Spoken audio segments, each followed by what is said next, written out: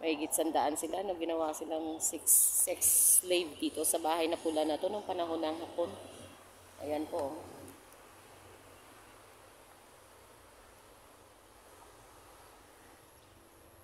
Pero hindi pa rin daw po maiwasan na hindi magpaparamdam ang kanilang mga kaluluwa kahit paano. Meron pa rin po na daramdaman yung mga kapitbahay dito. Sabi nila, meron pa rin po nagpaparamdam. Ayan po. Oh. Lalo na sa gabi.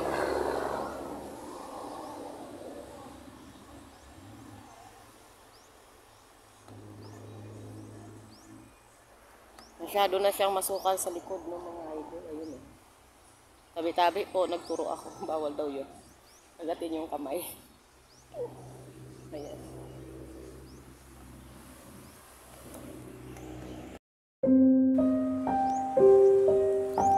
Pero noon ng panahon ng mga idol, ang ganda-ganda nito. May second floor to eh. Kaso lang, sak na. Ayan. Lalim. May underground yata sa ilalim. Ano na, puno na ng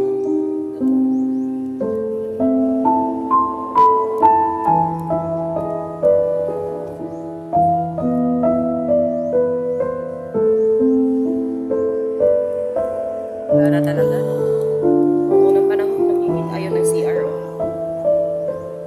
Ayan ang CR. Kita niyo po. Ayan.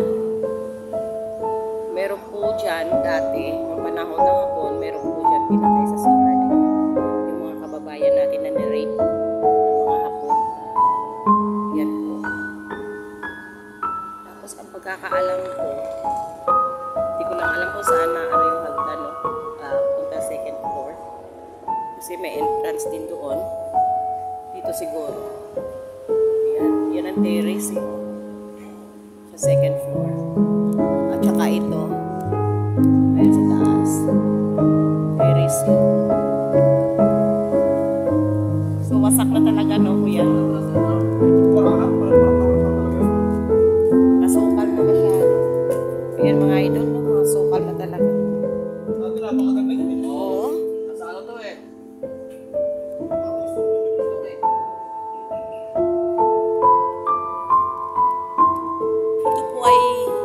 Pagmamayari ni Don Elisorio, no? Dito sa Bulacan, mga idol. Ayan ang CR. Kasi sa history, ang sabi nga nila, may pinatay sa CR. So, baba tayo.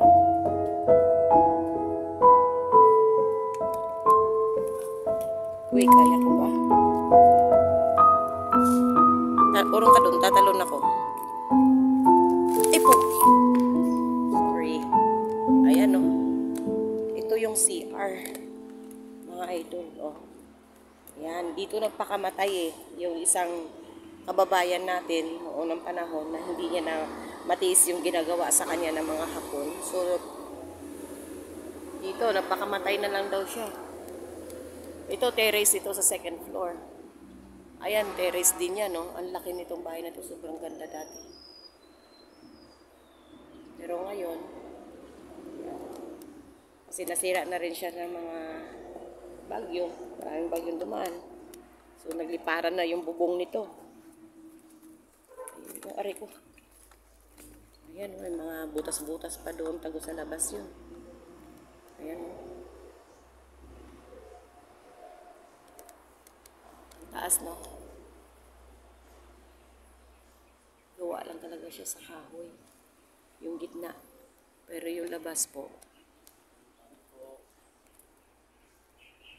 Oh, ito yung mga haligi nila. Ayan. Sa probinsya ganyan din, di ba? Ayan oh. May mga underground. May mga butas-butas sa ilalim.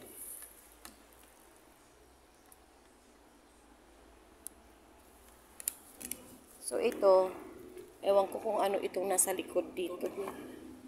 Tangki ng tubig. Talagang sobrang sukal na. Pinasak mo sa na yung motor.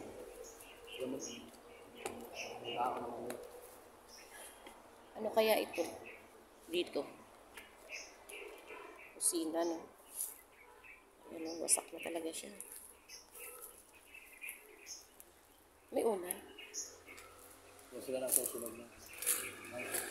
May unan, oh.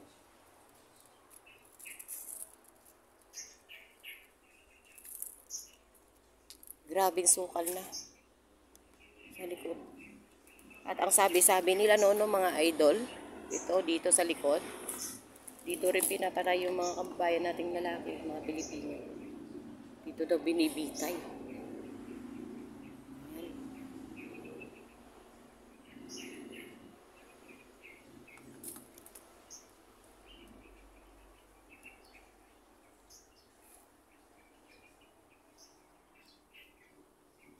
Dito nire-rape yung mga babae noong panahon ng Hapon. Mahigit 100 na kababaihan.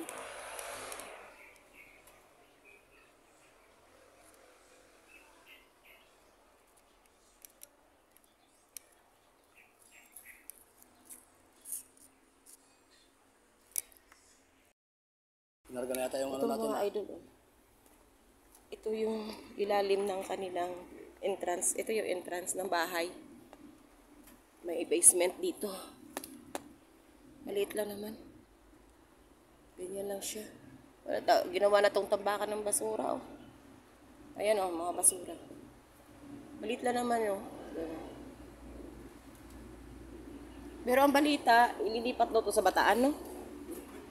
Ewan ko lang. Kung napatayo na sila ng bahay na pula sa Bataan.